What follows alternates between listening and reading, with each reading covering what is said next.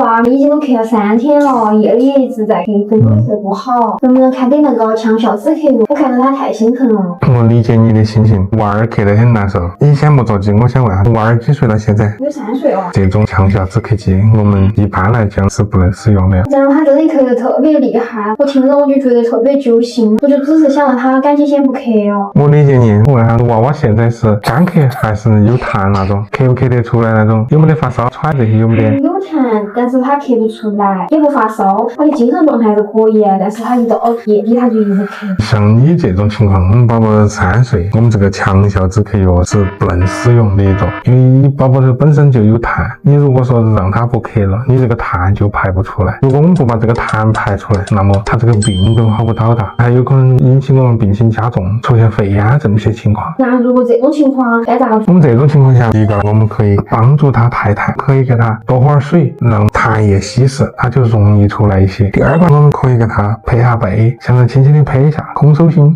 这个你会吧？我们帮他拍背，让他把痰排出来，咳嗽就会减轻一些。第三个，房间里面的空气湿度增加一些，这样他的痰液也不至于太过于干，他不容易咳得脱。第四个，我们还可以避免一些刺激，比如说油烟、冷空气，尤其是二手烟，这种都必须要避开。